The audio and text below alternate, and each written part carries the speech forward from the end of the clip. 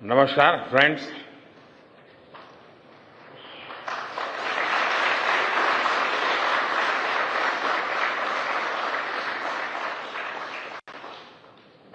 आप सभी के बीच आकर आज एक अलग ही खुशी महसूस कर रहा हूं। शायद ऐसी खुशी बहुत रेयर ओकेजन होते हैं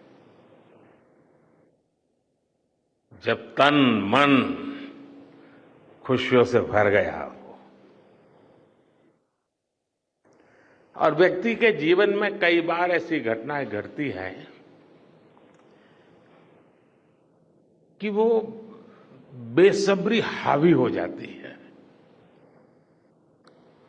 इस बार मेरे साथ भी ऐसा ही हुआ है।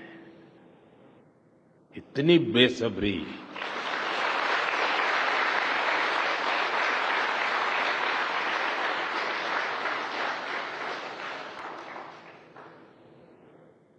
मैं साउथ अफ्रीका में था, फिर ग्रीस का कार्यक्रम था तो वहां चला गया, लेकिन मेरा मन पूरी तरह आपके साथ ही लगा हुआ था।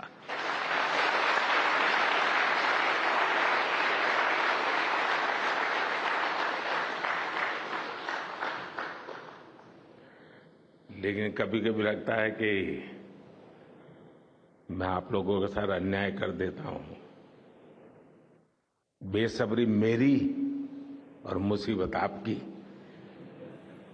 इतनी सवेरे सवेरे आप सभी को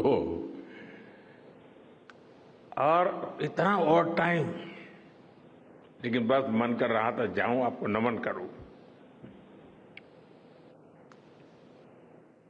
आपको दिक्कत हुई होगी,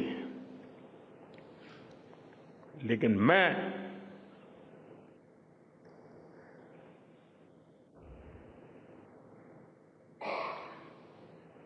भारत में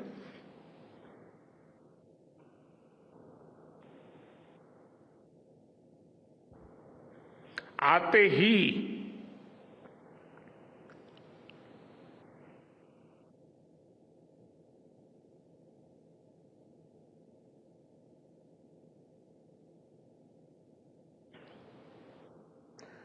जल्द से जल्द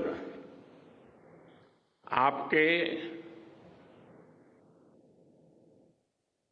दर्शन करना चाहता था।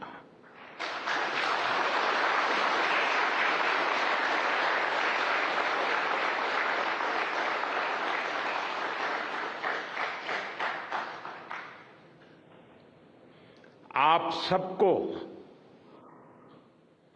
सैल्यूट करना चाहता था।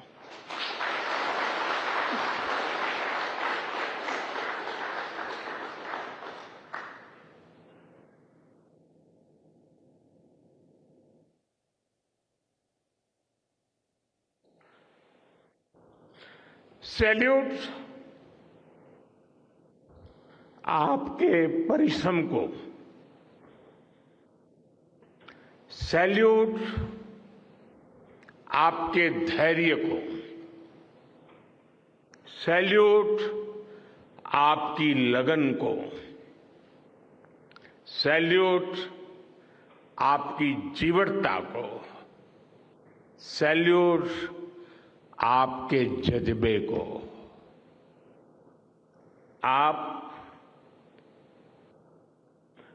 देश को जिस ऊंचाई पर लेकर गए हैं, ये कोई साधारण सफलता नहीं है। ये अनंत अंतरिक्ष में भारत के वैज्ञानिक सामर्थ्य का शंखनाद है।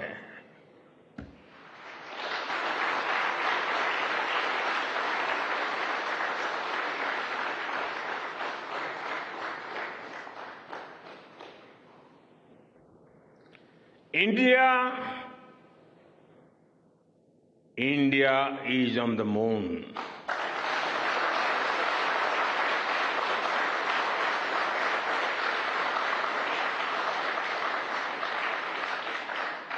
We have our national pride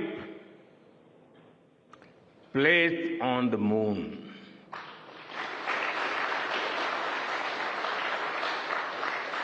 हम वहां पहुंचे जहां कोई नहीं पहुंचा था। हमने वो किया जो पहले कभी किसी ने नहीं किया था। ये आज का भारत है, निर्भीक भारत, जुझारू भारत।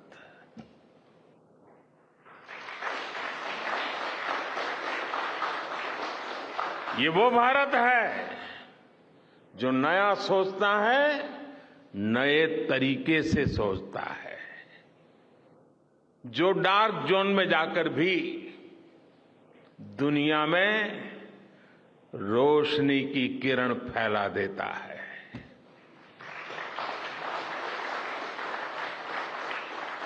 21वीं सदी में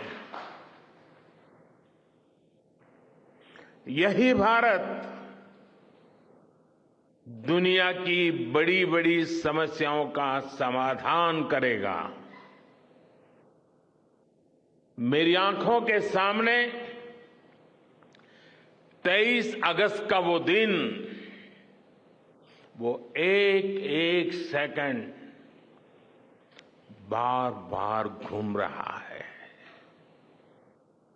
जब टचडाउन कंफर्म हुआ तो जिस तरह यहां इसरो सेंटर में पूरे देश में लोग उछल पड़े, वो दृश्य कौन भूल सकता है। कुछ स्मृतियां अमर हो जाती है। वो पल अमर हो गया। वो पल इस सदी के सबसे प्रेरणादायी क्षणों में से एक है। हर भारतीय को लग रहा था कि विजय उसकी अपनी है। खुद महसूस करता था। हर भारतीय को लग रहा था कि जैसे वो खुद एक बड़े एग्जाम में पास हो गया है। आज भी बधाइयां दी जा रही हैं, संदेश दिए जा रहे हैं, और ये सब मुमकिन बनाया है आप सबने, आपने।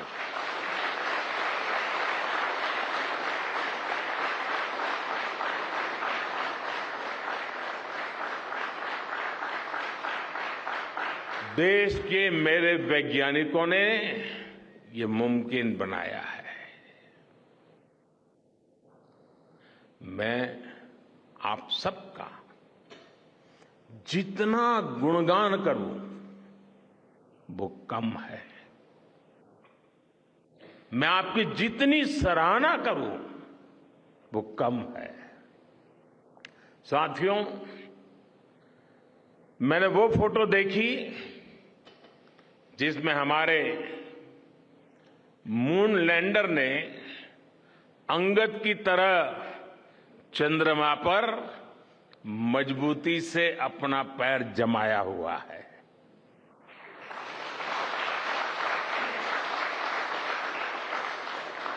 एक तरफ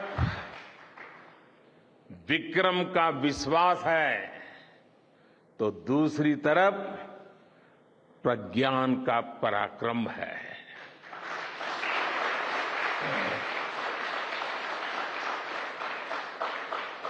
हमारा प्रज्ञान लगातार चंद्रमा पर अपने पद चिन्ह छोड़ रहा है। अलग अलग कैमरों से ली गई जो तस्वीरें अभी रिलीज हुई और मुझे देखने का सौभाग्य मिला, वो अद्भुत है। मानव सभ्यता में पहली बार धरती के लाखों साल के इतिहास में पहली बार उस स्थान की तस्वीर मानव अपनी आंखों से देख रहा है। और ये तस्वीर दुनिया को दिखाने का काम भारत ने किया है।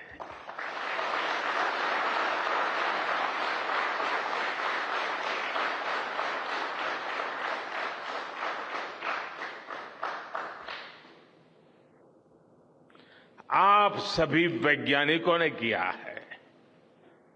आज पूरी दुनिया भारत की साइंटिफिक स्पिरिट का, हमारी टेक्नोलॉजी का और हमारे साइंटिफिक टेम्परामेंट का लोहा मान चुकी है।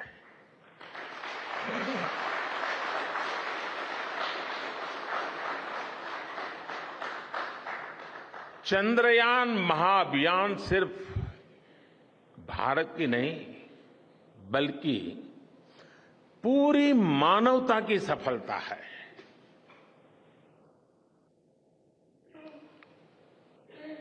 हमारा मिशन जिस क्षेत्र को एक्सप्लोर करेगा उससे सभी देशों के लिए मून मिशंस के नए रास्ते खुलेंगे। ये चांद के रहस्य को तो खोलेगा ही, साथ ही धरती की चुनौतियों के समाधान में भी मदद करेगा। आपकी इस सफलता के लिए मैं एक बार फिर सभी वैज्ञानिकों को, टेक्नीशियंस, इंजीनियर्स और चंद्रयान महाअभियान से जुड़े सभी सदस्यों को बधाई देता हूं।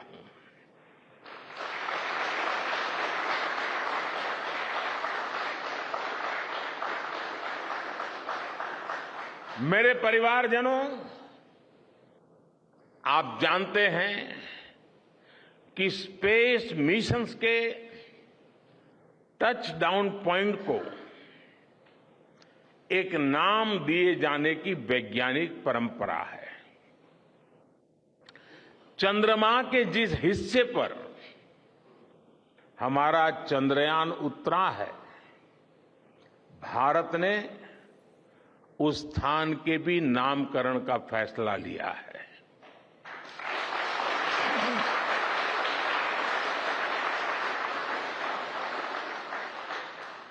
जिस स्थान पर चंद्रयान 3 का मून लैंडर उतरा है, अब उस पॉइंट को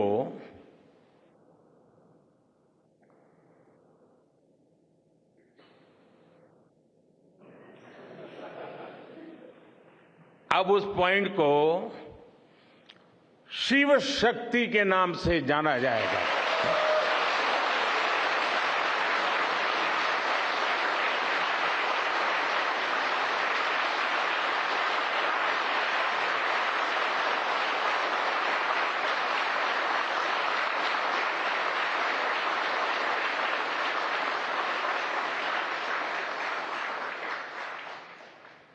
शिव में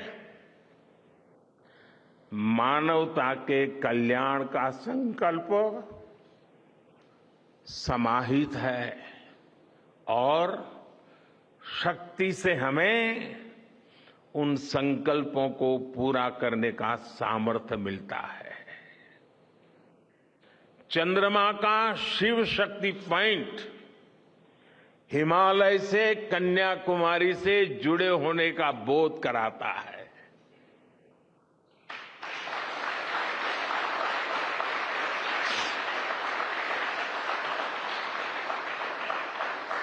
हमारे ऋषियों ने कहा है, येन कर्माण्य पशो मनीषिणो यज्ञे कुण्वन्ति वित्तेषु धीरः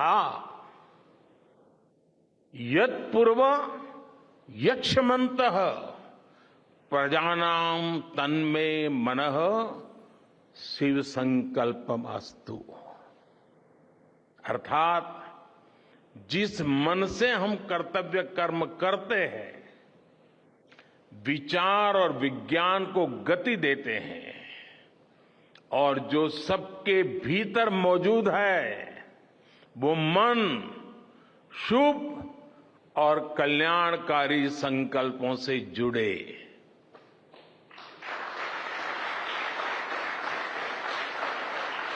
मन के इन शुभ संकल्पों को पूरा करने के लिए शक्ति का आशीर्वाद अनिवार्य है और ये शक्ति हमारी नारी शक्ति है।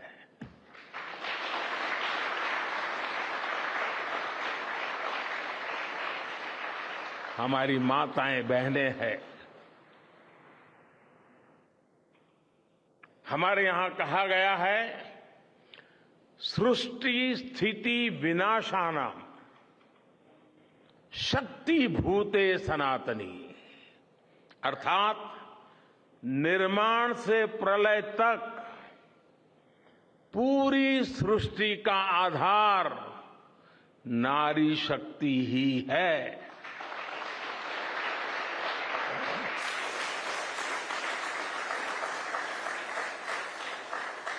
आप सबने देखा है, चंद्रयान 3 में देश ने, हमारी महिला वैज्ञानिकों ने, देश की नारी शक्ति ने कितनी बड़ी भूमिका निभाई है। चंद्रमा का शिव शक्ति पॉइंट सदियों तक भारत के इस वैज्ञानिक और दार्शनिक चिंतन का साक्षी बनेगा।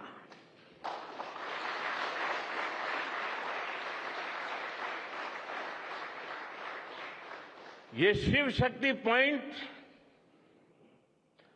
आने वाली पीढ़ियों को प्रेरणा देगा कि हमें विज्ञान का उपयोग मानवता के कल्याण के लिए ही करना है। मानवता का कल्याण, यही हमारा सुप्रीम कमिटमेंट है। साथियों, एक और नामकरण काफी समय से लंबित है। 4 साल पहले जब चंद्रयान 2 चंद्रमा के पास तक पहुंचा था, जहां उसके पदचिन्ह पड़े थे, तब ये प्रस्ताव था कि उस स्थान का नाम तय किया जाए। लेकिन उन परिस्थितियों में निर्णय लेने के स्थान पर हमने प्रण लिया कि जब चंद्रयान 3 सफलतापूर्वक चांद पर पहुंचेगा, तब हम दोनों पॉइंट का नाम एक साथ रखेंगे।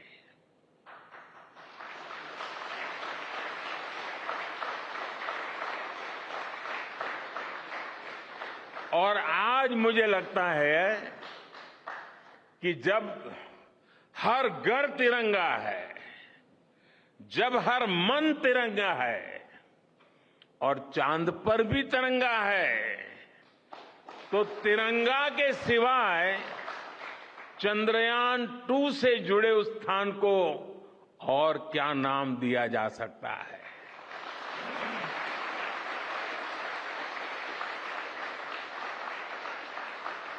इसलिए चंद्रमा के जिस स्थान पर चंद्रयान 2 ने अपने पदचिन्ह छोड़े हैं, वो पॉइंट अब तिरंगा कहलाएगा।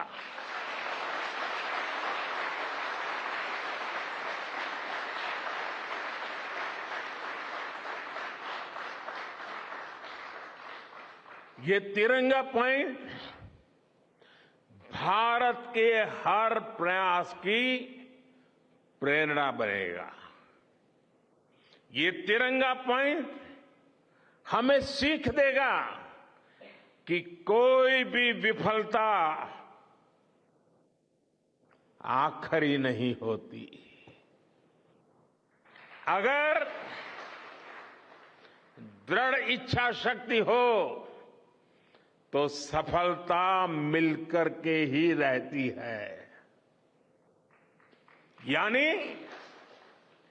मैं फिर दोहरा रहा हूं, चंद्रयान-2 के पद चिन्ह जहां है वो स्थान आज से तिरंगा पॉइंट कहलाएगा। और जहां पर चंद्रयान-3 का मून लैंडर पहुंचा है वो स्थान आज से शिव शक्ति पॉइंट कहलाएगा।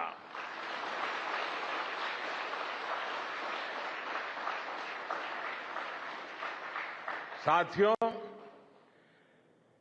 आज भारत दुनिया का चौथा ऐसा देश बन चुका है जिसने चंद्रमा की सतह को छुआ है। ये सफलता तब और अधिक बड़ी हो जाती है जब हम ये देखते हैं कि भारत ने अपनी यात्रा कहां से शुरू की थी। एक समय था जब भारत के पास जरूरी तकनीक नहीं थी, सहयोग भी नहीं था। हमारी गिनती थर्ड वर्ल्ड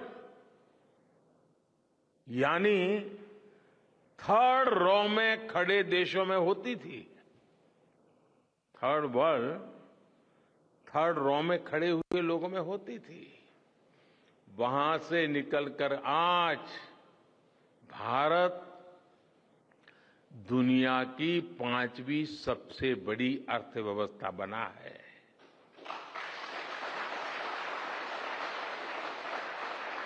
आज ट्रेड से लेकर टेक्नोलॉजी तक भारत की गिनती पहली पंक्ति यानी फर्स्ट रो में खड़े देशों में हो रही है। यानी थर्ड रो से फर्स्ट रो तक इस यात्रा में इसरो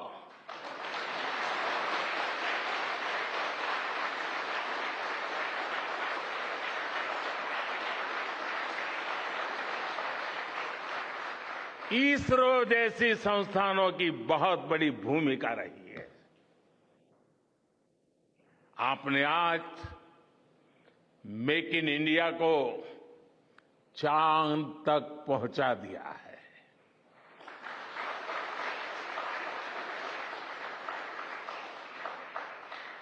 मेरे परिवारजनों, मैं आज आपके बीच आकर विशेष तौर पर देशवासियों को आपकी मेहनत के बारे में बताना चाहता हूं।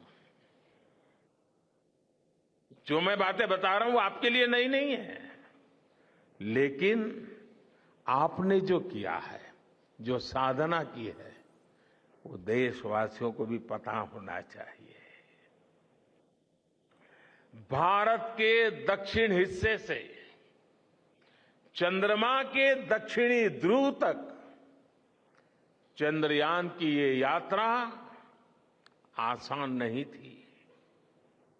मून लैंडर की सॉफ्ट लैंडिंग सुनिश्चित करने के लिए हमारे वैज्ञानिकों ने इसरो की रिसर्च फैसिलिटी में आर्टिफिशियल मून तक बना डाला।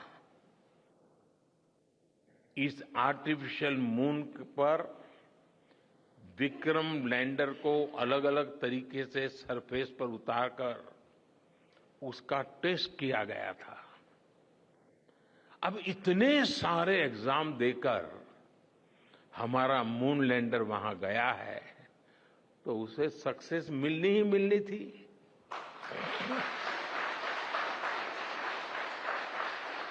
साथियों, आज जब मैं देखता हूं कि भारत की युवा पीढ़ी साइंस को लेकर, स्पेस को लेकर, इनोवेशन को लेकर इतनी एनर्जी से भरी हुई है, तो उसके पीछे हमारे ऐसे ही स्पेस मिशंस की सफलता है। मंगलयान की सफलता ने, चंद्रयान की सफलता ने, गगनयान की तैयारी ने देश की युवा पीढ़ी को एक नया मिजाज दे दिया है। आज भारत के छोटे छोटे बच्चों की जुबान पर चंद्रयान का नाम है।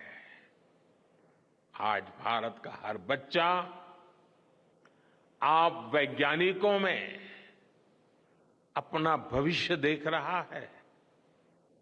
इसलिए आपकी उपलब्धि सिर्फ ये नहीं है कि आपने चांद पर तिरंगा लहराया, लेकिन आपने एक और बड़ी उपलब्धि हासिल की है, और वो उपलब्धि है भारत की पूरी पीढ़ी को जागृत करने की, उसे नई ऊर्जा देने की।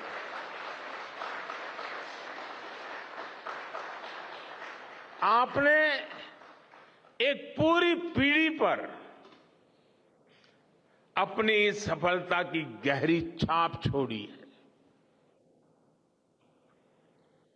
आज से कोई भी बच्चा रात में जब चंद्रमा को देखेगा तो उसको विश्वास होगा कि जिस हौसले से मेरा देश चांद पर पहुंचा है, वही हौसला, वही जज्बा उस बच्चे के भीतर भी है, उस युवा के भीतर भी है।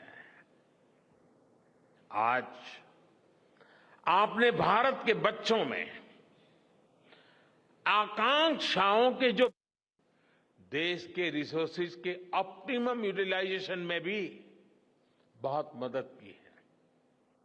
हमारे देश के एग्रीकल्चर सेक्टर को ताकत देने में, मौसम का अनुमान लगाने में स्पेस सेक्टर जो मदद करता है, वो देश का हर किसान जानता है। आज वो देख लेता है अपने मोबाइल पर अगले सप्ताह मौसम का क्या हाल है। देश के करोड़ों मछुआरों को आज नाविक सिस्टम से जो सटीक जानकारी मिल रही है, वो भी आप ही की देन है। आज जब देश में बाढ़ आती है, कोई प्राकृतिक आपदा आती है, भूकंप आता है, तो हालात की गंभीरता का पता लगाने में आप सबसे पहले आगे आते हैं। जब साइक्लोन आता है तो हमारी सैटेलाइट्स उसका सारा रूट बताती है, सारी टाइमिंग बताती है, और लोगों की जान भी बचती है, संपत्ति भी बचती है।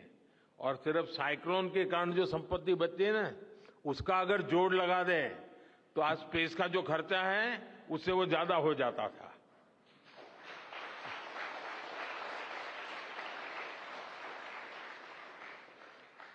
हमारे PM Gatishakti national master plan का आधार भी स्पेस टेक्नोलॉजी ही है, और आज दुनिया भारत के इस गतिशक्ति प्लेटफॉर्म का अध्ययन कर रही है कि प्लानिंग और मैनेजमेंट में ये प्लेटफॉर्म कितना उपयोगी हो सकता है। इससे प्रोजेक्ट्स की प्लानिंग, एजुकेशन और मॉनिटरिंग में काफी मदद मिल रही है। समय के साथ बढ़ता हुआ स्पेस एप्लीकेशन का ये दायरा हमारे युवाओं के लिए अपॉर्चुनिटीज भी बढ़ा रहा है, अवसर बढ़ा रहा है। और इसलिए आज मैं एक सुझाव भी देना चाहता हूं और मैं चाहूंगा कि आपके यहां से जो रिटायर्ड लोग हैं वे इसमें काफी मदद कर सकते हैं। अब ये मत बोलिएगा कि इतनी सुबह सुबह मोदी जी यहां आए और कुछ काम भी दे करके जा रहे हैं।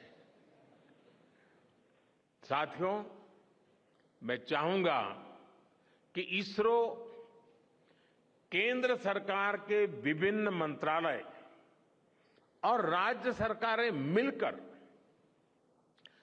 गवर्नेंस में स्पेस टेक्नोलॉजी पर एक नेशनल हैकाथॉन का आयोजन करें।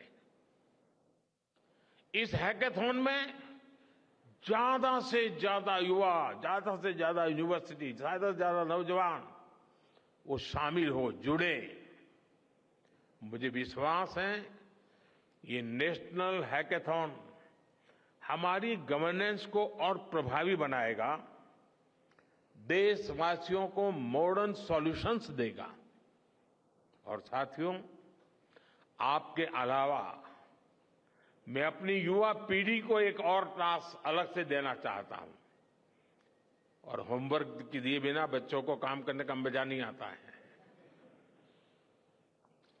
आप सब जानते हैं कि भारत वो देश है जिसने हजारों वर्ष पूर्व ही धरती के बाहर अनंत अंतरिक्ष में देखना शुरू कर दिया था। हमारे यहां सदियों पहले अनुसंधान परंपरा के आर्यभट्ट, ब्रह्मगुप्त, वराहमिहिर और भास्कराचार्य जैसे ऋषि मनीषी हुए थे।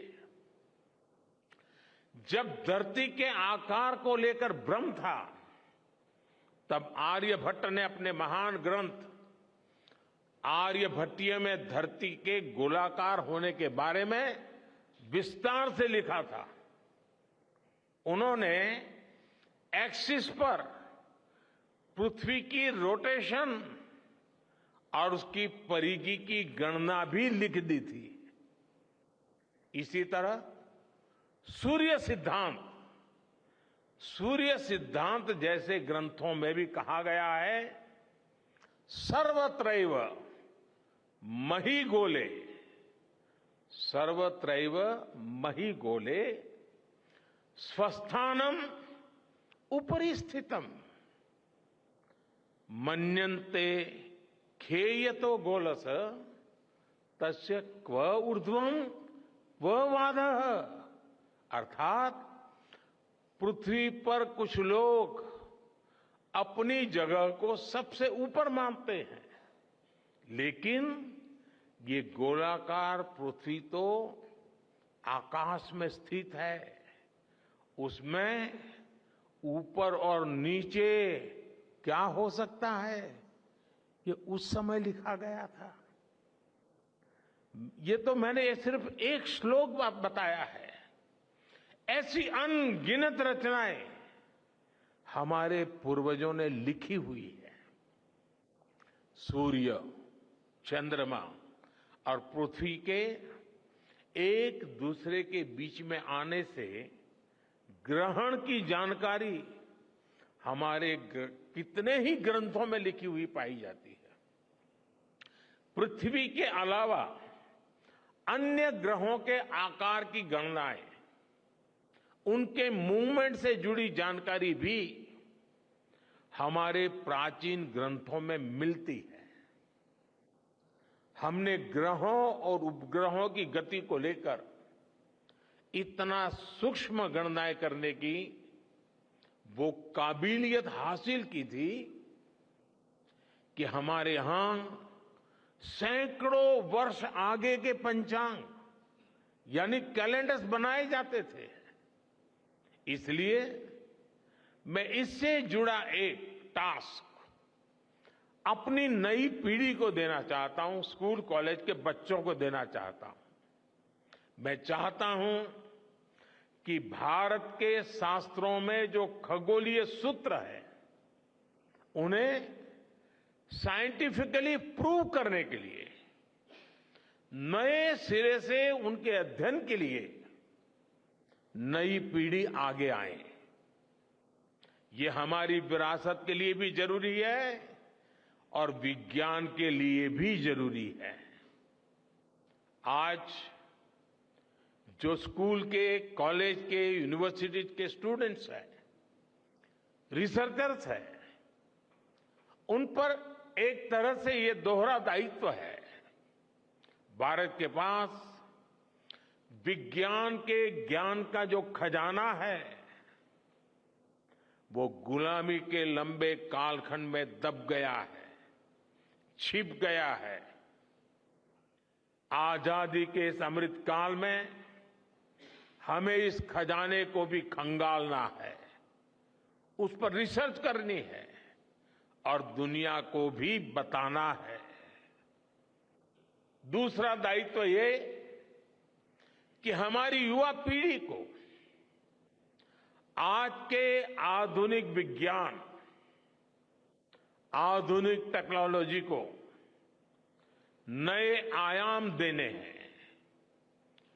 समंदर की गहराइयों से लेकर आसमान की ऊंचाई तक, आसमान की ऊंचाई से लेकर अंतरिक्ष की गहराई तक आपके लिए करने के लिए बहुत कुछ है।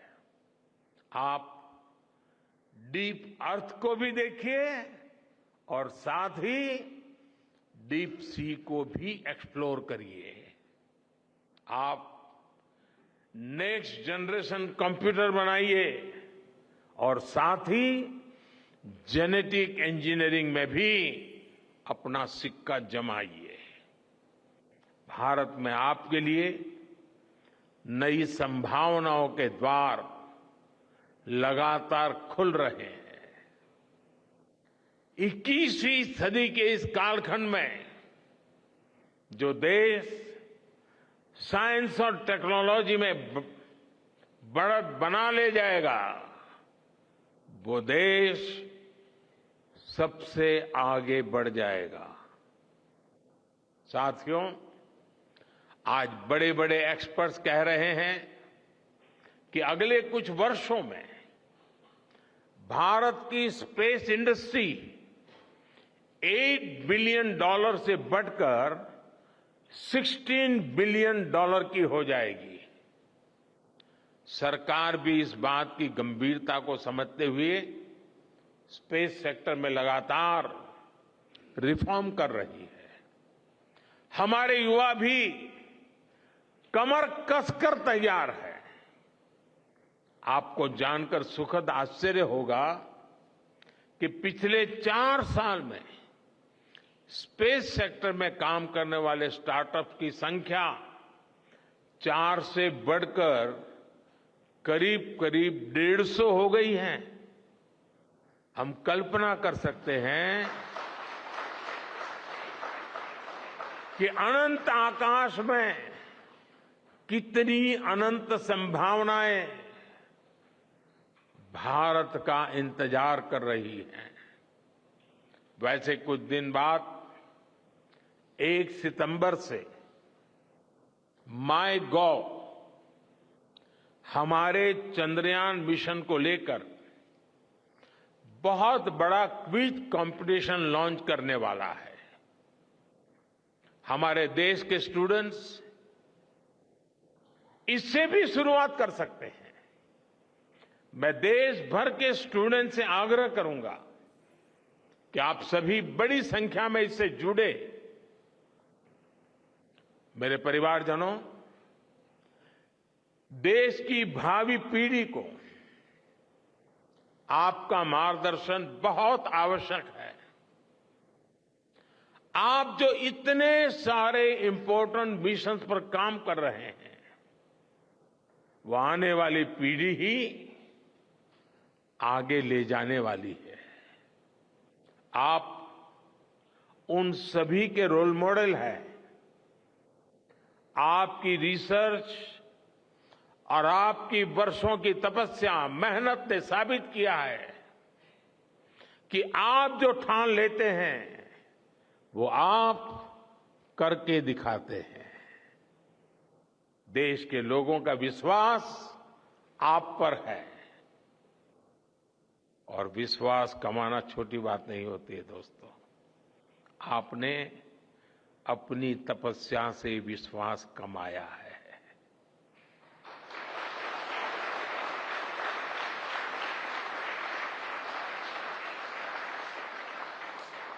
देश के लोगों का आशीर्वाद आप पर है। इसी आशीर्वाद की ताकत से, देश के प्रति इसी समर्पण भाव से भारत साइंस एंड टेक्नोलॉजी में ग्लोबल लीडर बनेगा। और मैं आपके बीच बड़े विश्वास के साथ बताता हूं, इनोवेशन की हमारी यही स्पिरिट ही 2047 में विकसित भारत के सपने को साकार करेगी। इसी विश्वास के साथ मैं फिर एक बार आप सबके दर्शन करके पावन हुआ हूं। देशवासी गौरव से भरे हुए हैं। सपने बहुत तेजी से संकल्प बन रहे हैं और आपका परिश्रम उन संकल्प को सिद्धि के तक ले जाने के लिए बहुत बड़ी प्रेरणा बन रहा है।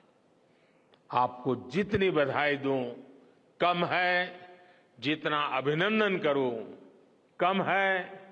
मेरी तरफ से करोड़ों करोड़ों देशवासियों की तरफ से, दुनिया भर की साइंटिफिक कम्युनिटी की तरफ से अनेक अनेक धन्यवाद, बहुत बहुत शुभकामनाएं। भारत माता की, भारत माता की, भारत माता की। धन्यवाद।